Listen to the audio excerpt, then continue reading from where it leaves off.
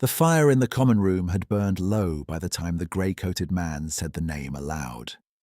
Clara was crossing the room with a tray, a pitcher on one side, 2 cups nested on the other, the cloth for wiping folded over her arm the way she had learned to carry it in the first month at the Bell and Wheat.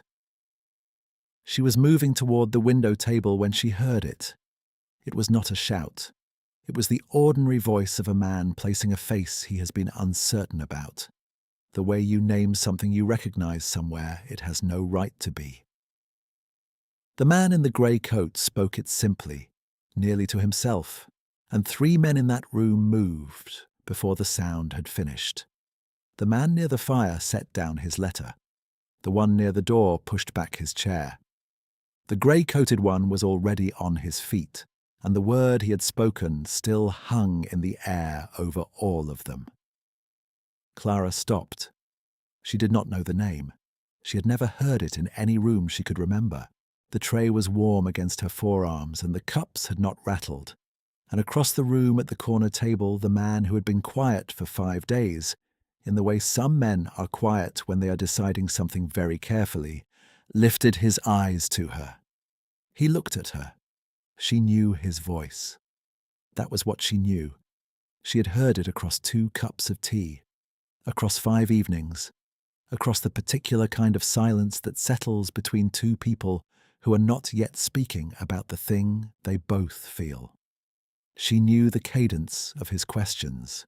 She knew the unhurried pause before he answered anything. She knew the way he said her name when he thanked her for bringing something up. The name the grey-coated man had just spoken was not the name she knew. Those were 2 different things, and in that moment they were the only 2 things she was certain of. The Bell and Wheat had stood on the North Road out of Hartwich since before Clara was born, close enough to the river that in autumn the walls took on a cold from the water that no fire quite drove out. A cold that lived in the lower stones of the kitchen wall and in the flagstones underfoot, cold enough by late October that you could feel it through the soles of your shoes when you crossed from the hearth to the door. Far enough from the market square that only travellers stopped there, not townspeople. Travellers had no memory.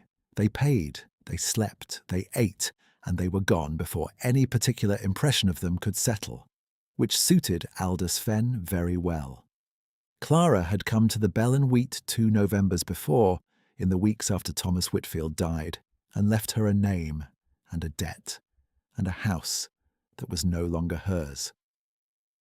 She had spent 3 weeks arranging what there was to arrange, which was not much, and then she had put on her warmest dress and walked the 4 miles to Fenn's door. On a morning so cold the road was still white at noon. He had looked her over in the way he looked at deliveries he was uncertain about accepting. "You can cook," he said. It was not a question. "I can cook," she said. She had a room above the kitchen, narrow enough that she could touch both walls from the centre of it. The ceiling sloped on one side down towards the eave, and there was a single window above the bed, the glass old and slightly imperfect, the inn-yard visible through it every morning as a wavered shape. She had 3 dresses, one for working, and she wore the working one 7 days a week. She had Meg, who was 16 and had already learned to keep her face still around Fenn, and who brought the kitchen news every morning with the practical reliability of someone who has decided that information is the only gift she can offer without cost. Each morning Meg appeared at the kitchen fire with the report of which rooms needed fresh water, which guests had called down already, whether Fenn had come through the front office with his ledger under his arm. Clara had come to depend on this the way she depended on the bread rising. Quietly, without making much of it. Fenn paid in coin and did not raise his hand to the staff, and kept the kitchen stocked better than most establishments on the North Road. His particular cruelty ran quiet and organisational. He gave Clara the early fire, and the late dishes and the table nearest the door in all weather. And after the first 8 months, he had begun introducing her to travelling merchants as "My serving woman, available to a sensible arrangement," pleasantly, as though describing an amenity of the inn. Clara had learned to set down the plates and go back to the kitchen without looking at his face, because looking at Fenn's face was not useful, and she had long since learned to keep her attention on what was. On the morning this story properly begins, the first week of late October, Clara had cracked a cup. She had set it too quickly on the stone step outside the kitchen door, and the handle had come clean from the body. A cup that had been chipped along its rim since before she arrived. Fenn had seen it. He carried it into the common room where two men were eating their breakfast at the window table, and he held it up, and he said pleasantly, "You see what my people do with the equipment." He looked at Clara. 2 years, and still. She looked at the cup. "I'm sorry," she said. 2 years, and sorry is the whole of it. He set it on the counter. He was not angry. That was the quality she had always found hardest to reckon with. There was no heat in it, only the mild exasperation of a man noting a deficiency in an otherwise adequate account. The men at the window had stopped eating. One of them looked out at the yard. Clara said she was sorry once more quietly and went back to the kitchen. Meg was at the fire, turning the bread rack away from the heat. She handed Clara the drying cloth without a word, which was Meg's particular form of solidarity, and Clara took it and held it between both hands for a moment before she put it to use. Neither of them spoke about the cup again. That evening a man arrived from the road. He came on foot and alone, which was unusual for late October. Travellers came in parties this time of year, or they came before dark. This man came at the last light, one leather satchel over one shoulder, a grey woolen cloak over everything else. He stepped through the door and stood a moment in the entry, not taking in the room the way tired men did, looking for the fire and the nearest chair, but registering it with a quieter purpose, noting the layout or the exits or something she could not precisely name. The cloak was good quality. She could tell when she took it to hang, the wool close woven and still holding the cold of the road, but it had nothing identifying about it. No buttons of distinction, no livery, nothing that named any office or rank. He laid his payment on the counter before she asked. 3 nights in advance, full and correct to the penny. She counted without meaning to and felt faintly ashamed of having done it, as though she had doubted him. "The corner room," he said, "if there's a choice." "It runs coldest," she said. "That's fine." She showed him up in silence. The back stairs were narrow, and the third step from the top gave under weight in a particular way, and she stepped to the far side of it as she always did, and he followed without her saying anything, placing his foot where hers had been, as though he had read the creak in the riser from the sound of her approach. At the door she told him the grate ran slow, and there was wood in the box beside it, and he thanked her in a clean, unhurried way, and she went back downstairs. She did not think of him again that evening. There was still the counter to wipe, and the ash to carry, and the bread to set for morning, and she moved through these in their usual order and went to bed in the cold, narrow room above the kitchen with nothing particular in her mind. The following evening she found that Fenn had not sent up the travellers' supper. This was not unusual. 4 merchants had come in wet and demanding, and travellers who had paid in advance held no financial urgency for Fenn and slipped from his attention. The tray had been covered for an hour, a square of linen set over it, and when she lifted the cloth, the warmth underneath had already begun to go. Meg looked at the ceiling for a moment, which was her way of indicating the floor above, without saying anything that could be repeated. "Some of them don't come down for it," Meg said carefully. Clara looked at the tray for a moment. Then she picked it up. She carried it up the back stairs and knocked at the corner room. There was a pause, and then his voice came through the door, telling her to come in. He was at the writing desk by the window, not writing, one hand resting flat on the surface beside an open letter. He looked up when the door opened with the attention of a man pulled from a long train of thought. He had taken off the cloak, a plain dark coat, a linen shirt with nothing ornamental about it, and Clara had her first full impression of his face. A man who had been carrying something heavy for a long time and had grown, if not easy with it, accustomed to the weight. The fire in the grate had burned mostly to coals, and the room held a dry, settled cold, and the single candle on the desk burned in the still air without any draught to move it. He looked at the tray. "I didn't send for that." "No," she said. She set it on the edge of the desk, moving his letter aside carefully, the way she moved all the belongings of people she did not know. "Supper ran late tonight. I wanted it to reach you warm." He looked at the tray and then at her. She had already started for the door. "Thank you," he said. It was not the word itself. It was the quality of it, the kind of gratitude that names the specific thing rather than simply discharging the social form.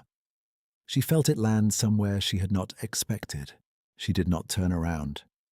"The bread is best warm," she said, because it was true, and she went out and pulled the door behind her. Coming back down the back stairs, she noticed that her hands were completely steady.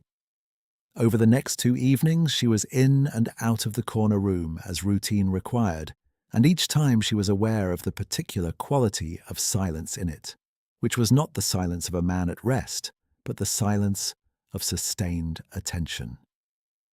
He read his letter and closed it again. He watched the road through the window the way a man watches something he is waiting for some decision about.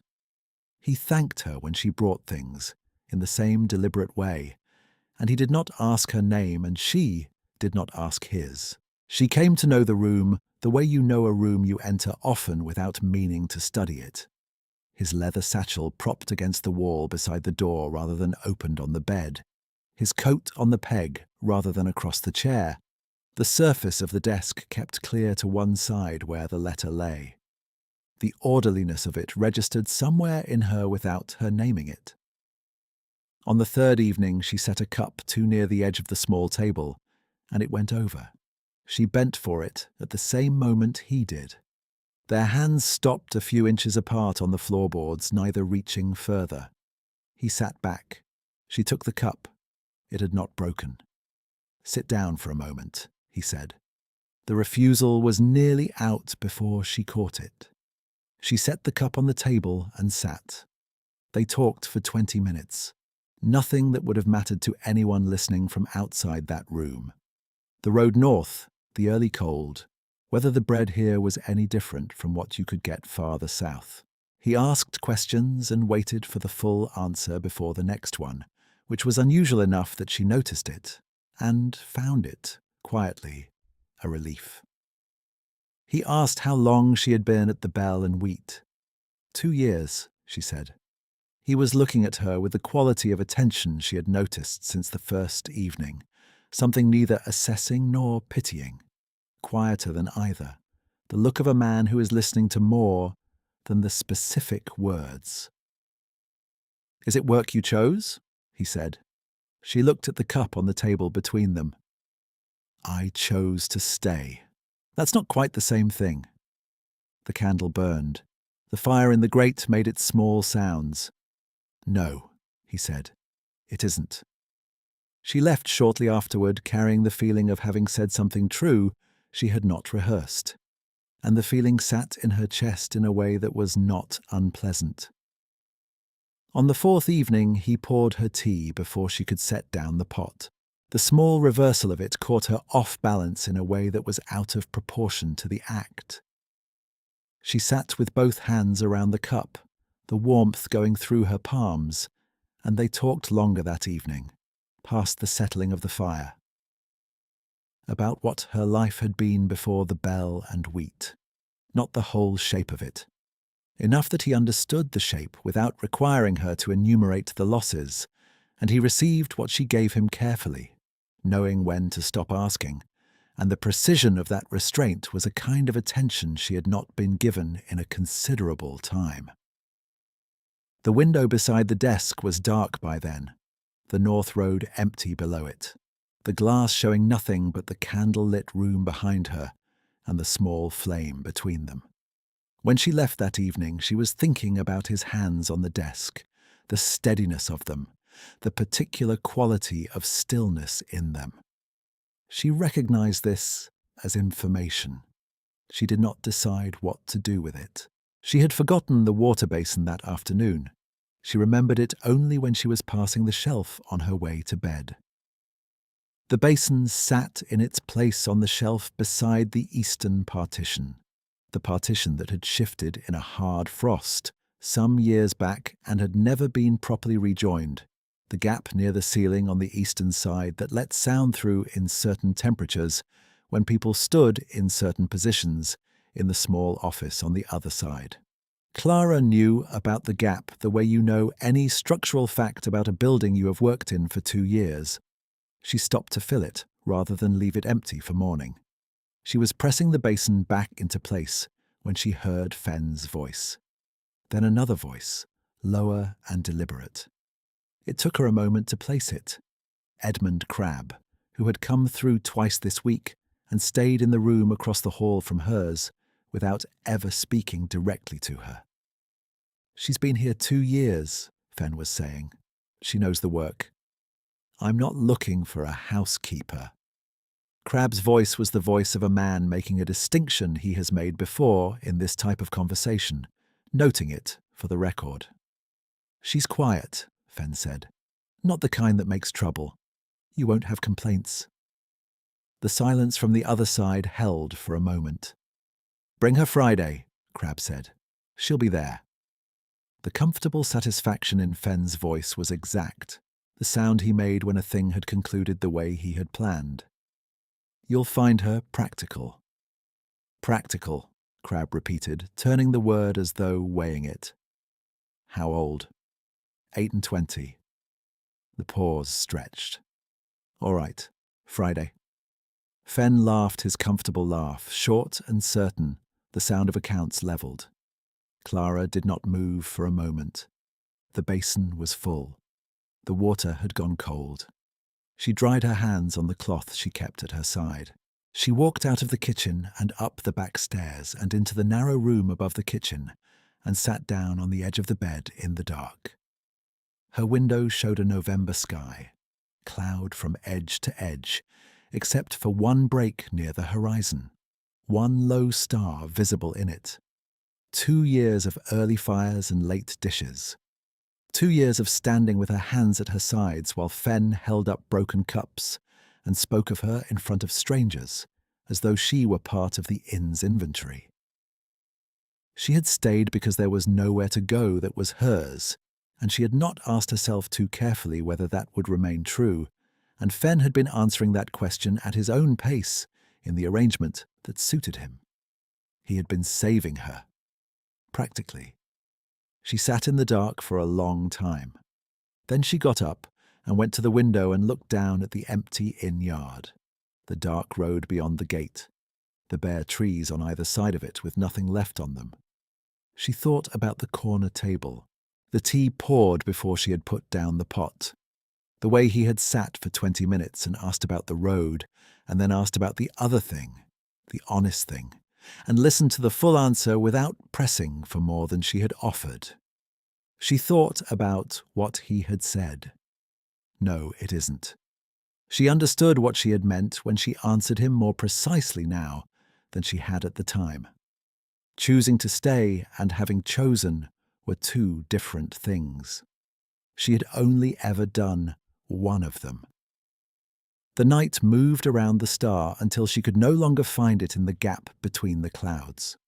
She got back into bed in the same dress she had been working in and lay on her back, with her hands folded on her chest, and listened to the inn settle.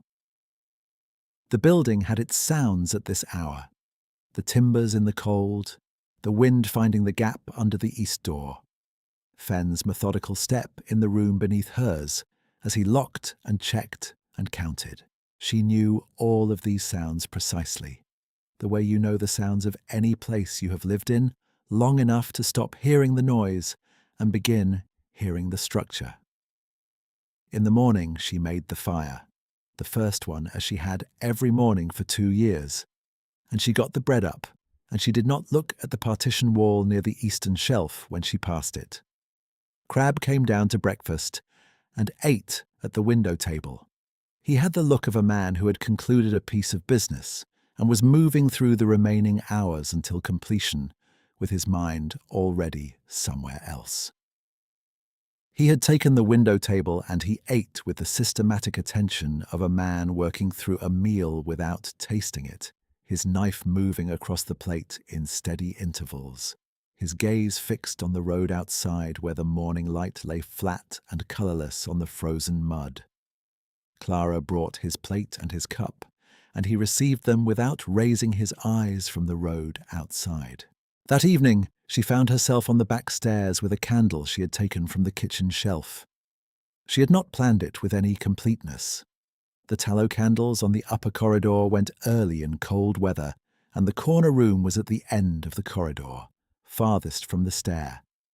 She had noticed it 2 nights before, the way the darkness thickened past the second door, and she was aware that it was cold enough this week that the tallow in the hall sconces was burning down in 3 hours rather than 5. She carried the candle to the end of the corridor and set it in the empty bracket beside his door. It was a small bracket, iron, the kind hammered into the plaster for exactly this purpose, cold under her fingers, in the way the upper hallway stayed cold all season, regardless of what the fire below was doing. The candle fit precisely. She pressed it into place and stepped back. The bracket was at the height of her shoulder. The flame was still from the sheltered air, a clean, steady point that threw a pale circle on the plaster, and the smell of warm tallow moved outward into the cold passage. She did not knock. She turned and walked back along the corridor toward the stairs, and behind her the candle stayed lit in the bracket, and no one had seen her place it. She was halfway down the back stairs when she heard his door open behind her. She did not stop walking. She did not know whether he had seen it. She did not know whether he understood it.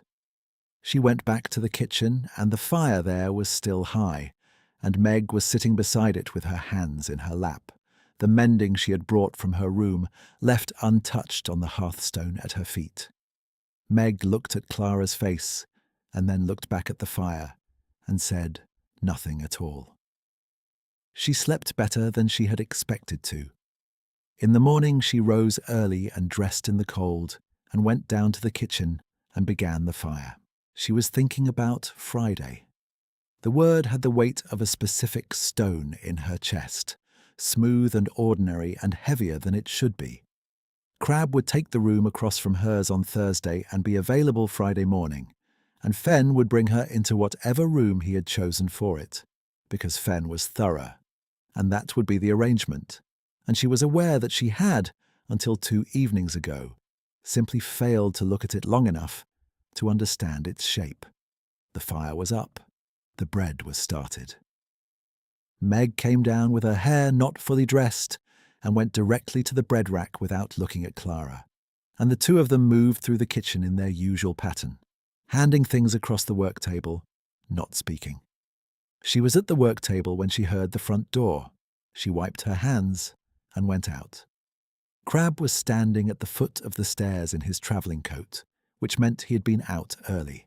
He was speaking with Fen, who had appeared at the parlour door with the composure of a man who has expected this moment and planned for it. They were not loud. They were the quiet of 2 men who are transacting something they have already agreed on and are now merely completing. Fen glanced at Clara when she came through the kitchen door, and his glance was the glance he gave deliveries, noting arrival, confirming receipt. "Miss Whitfield," he said pleasantly. "Mr. Crab has come by to say good morning." She understood that it was Friday. She had miscounted by a day somewhere in the sleepless hours after the partition, and today was Friday. And the arrangement was this room and these two men, and this particular expression on Fenn's face, which was the expression of a thing concluded on his own terms. Crabbe turned to her. He had the careful eyes of a man who has paid a fair price and intends to inspect the goods with appropriate discretion. He said, "I trust you've been informed." She said nothing. There was nothing that needed to be said that she could think of. Fenn began to say something, pleasantly, beginning with her name. The sound from the staircase was quiet and completely unremarkable. The ordinary creak of the third to last step, which Clara had been listening to for 2 years, and which every person who had ever come down those stairs had made, because the third to last step was the one that caught you. She knew from the sound that a man was coming down. She knew from the measured pace of it that it was not someone hurrying. The man who came through into the common room was in shirt sleeves and his plain dark coat and no cloak.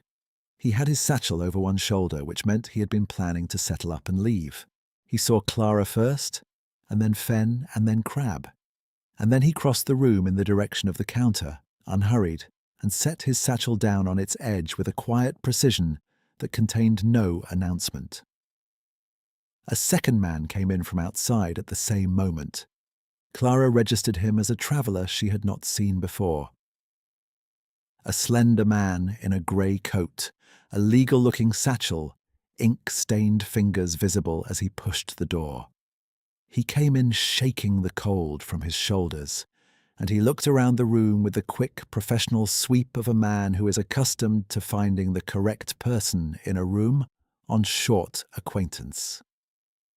He stopped. He looked at the man near the counter. The name he said was quiet.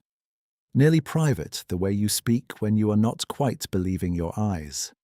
The common room was not large, and the fire had burned low. And in the particular stillness of that morning, the sound carried precisely the distance it needed to. Clara heard it and did not know it.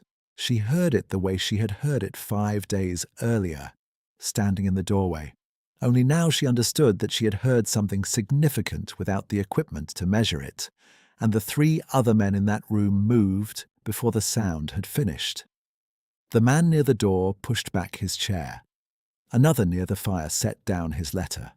The grey-coated man was already crossing the room, already saying the name a second time, with more certainty. The man near the counter turned around. Clara knew his face. She knew his posture.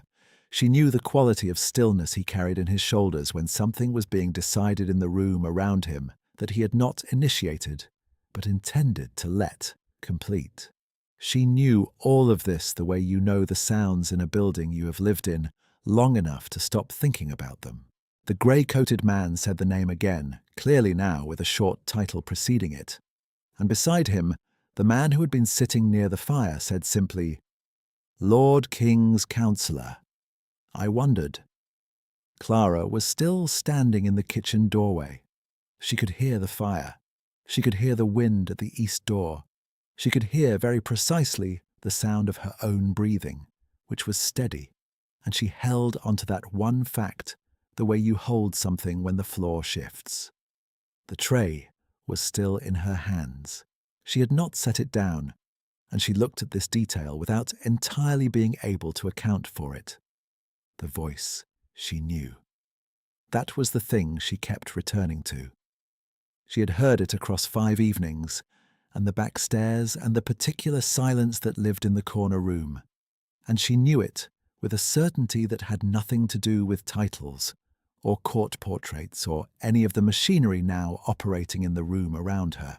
The man who had poured her tea before she had put down the pot was the same man who was standing near the counter, and the name she had just heard was attached to him, and those were 2 true things she was holding at the same time.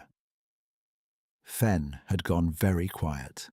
It was the quiet of a man recalculating, the specific quality of silence that follows a number coming in wrong.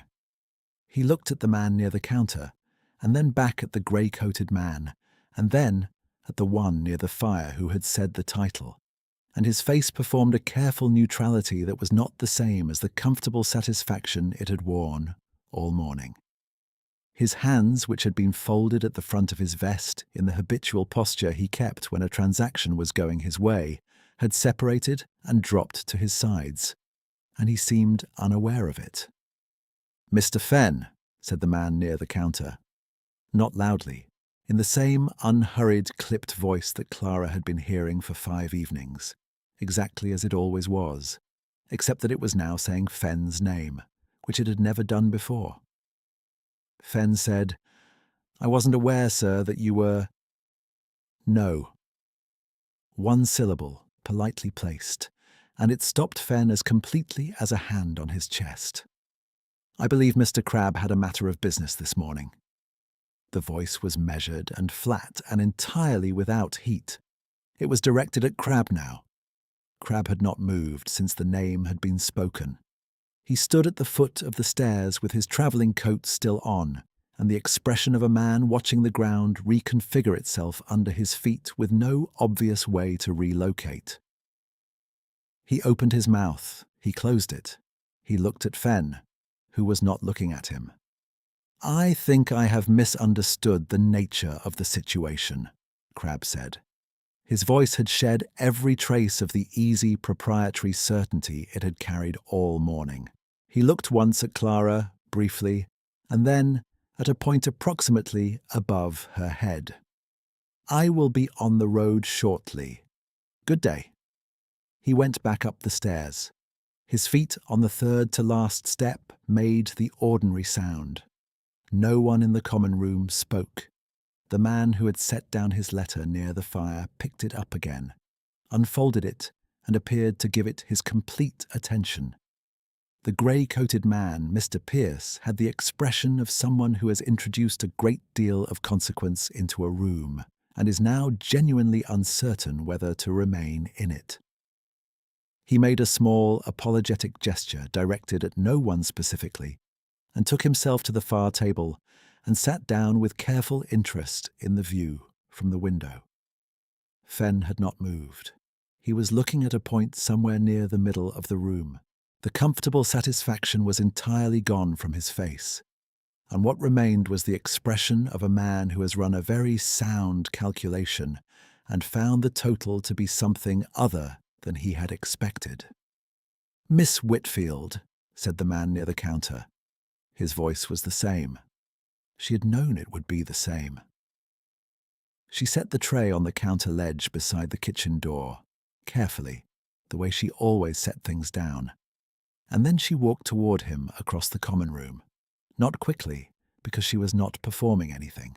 She stopped at a natural distance the way she had stopped in the corner room all 5 evenings, and she looked at his face, which she already knew, and said nothing yet, because there was nothing that needed to be said first.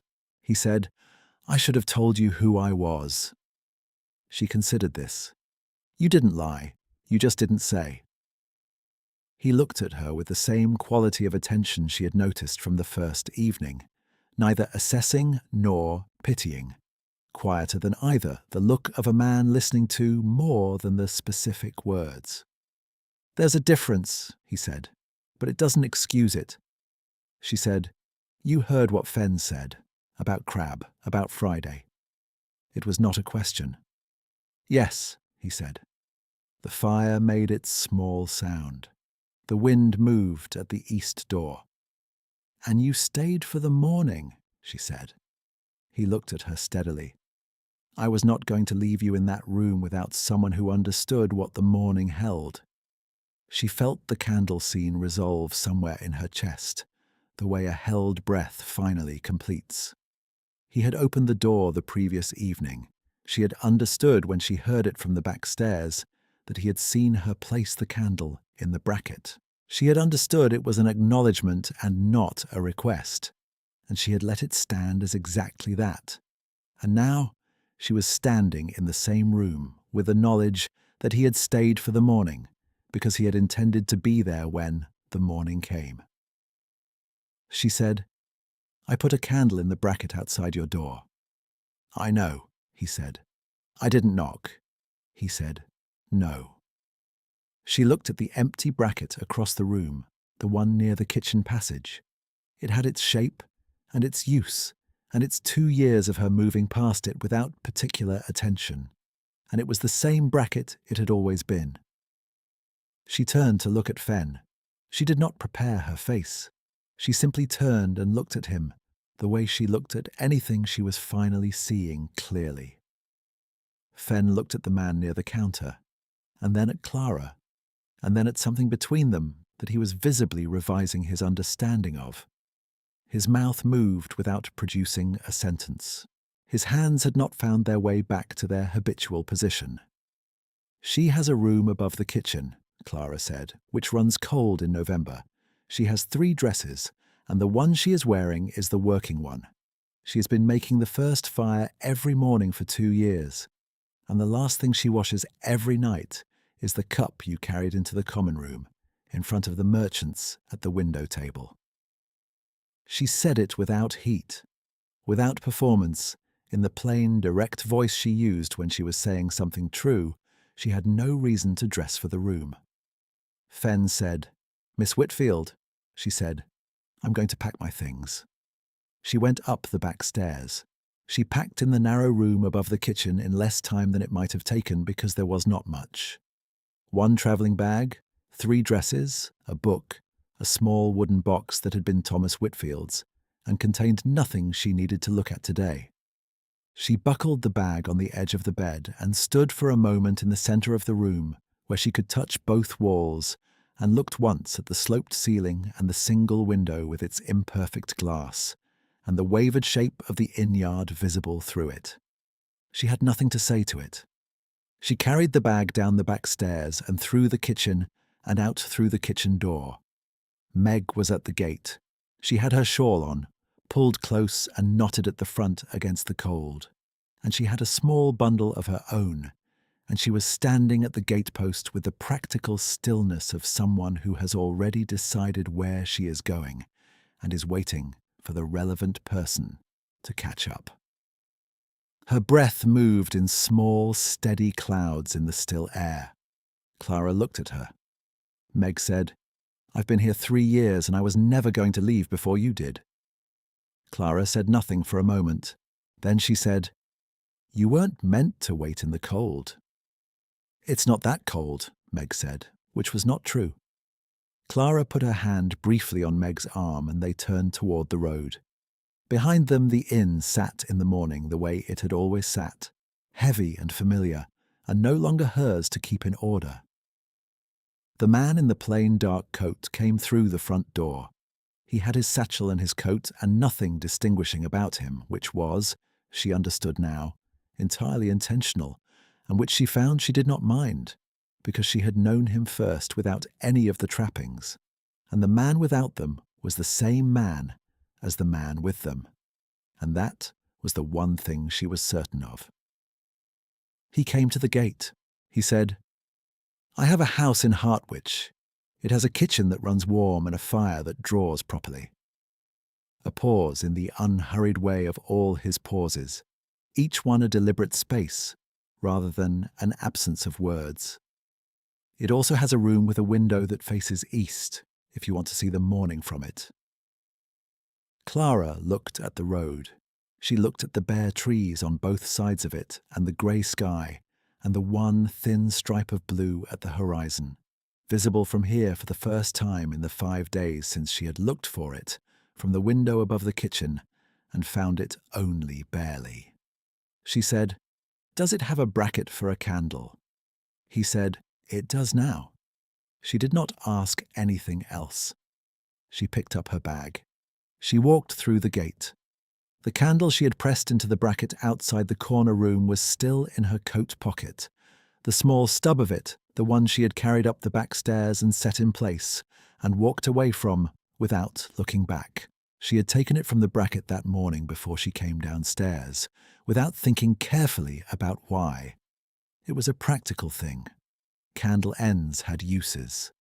She pressed it gently against the inside of her pocket with 2 fingers, feeling its shape, its cold, waxy weight, and kept walking.